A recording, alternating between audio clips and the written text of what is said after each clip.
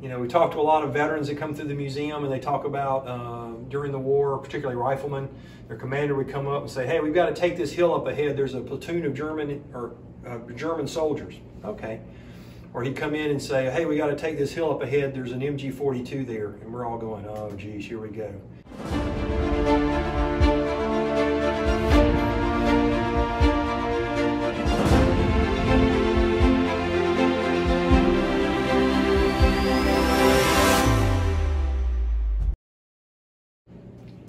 Hello again, my name is Greg Parson. I'm the curator here at the Camp Blanding Museum.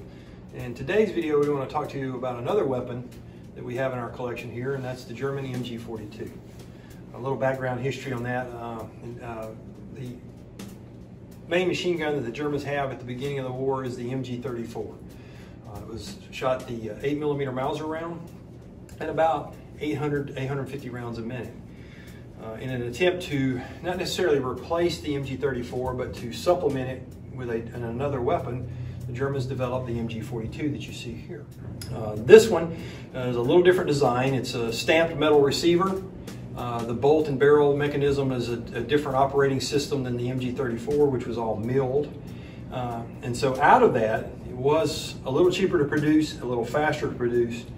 But the main difference you get in the operating system of this is it goes from an 850 round minute rate of fire to anywhere from 12 to 1500 round per minute rate of fire. Much faster. Thus the nickname for this, Hitler's Buzzsaw.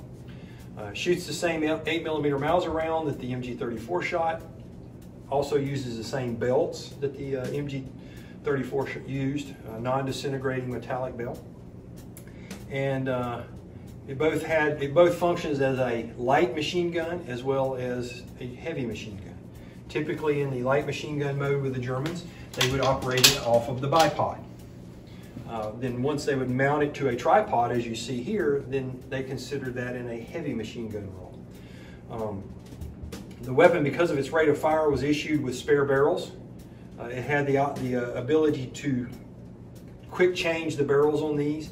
Because of the rate of fire, the barrels would heat up very quickly, so they had to change them. Typically, the barrels came in a carrier, as you see here, for a single spare barrel. There was also a 3-barrel carrier that some of the weapons would have come with.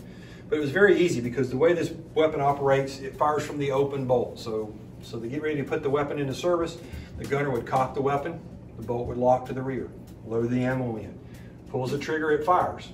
At some point he determines that, hey, because of the rate of fire, we need to change the barrel. He releases the trigger, even if if he still had ammo in the belt. Releases the trigger, the gun stops firing, the gunner would reach forward, push up, pull out to the side, and there's your barrel. The assistant gunner had a glove. He would take the hot barrel, set it aside, take a cool barrel, insert it in the weapon, get it lined up, there we go. Close the door, the gunner could pull the trigger and he's firing again. Trained crew could change the barrel out in less than 10 seconds. That's how fast it was. One thing to talk about on this, from the tripod, it was a much more stable weapon system. There's actually a shock absorber built into this. It takes up a lot of the recoil. And the tripod was also set up to take an optical sight. And with the optical sight, it was actually adjustable out to about 2,600 meters. So they could reach out much further with that off the tripod with it. But the big thing with this is the Germans' philosophy on how they used a machine gun. With the Germans, the machine gun was the center of everything they did, both offensively and defensively.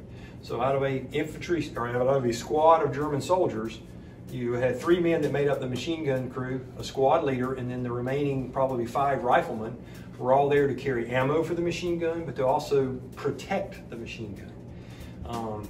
Versus the U.S. philosophy is our machine guns were there to support the riflemen. So a different idea as to how the machine gun was used. But the MG42 has a long history.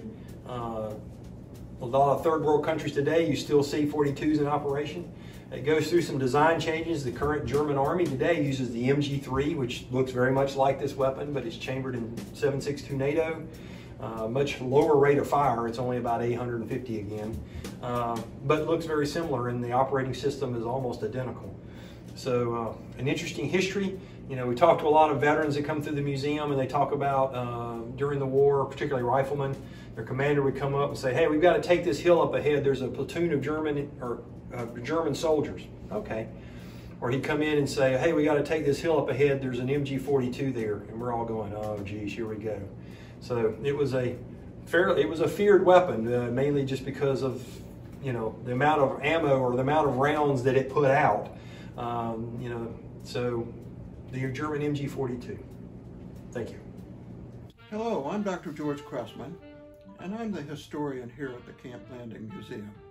I'd like to invite you to do two things. First, I'd like to invite you to come visit us at the Camp Landing Museum. We're open every day from noon to 4. Secondly, I'd like to invite you to subscribe to the Camp Landing Museum channel here on YouTube. Join us and look at the other history videos that we've provided.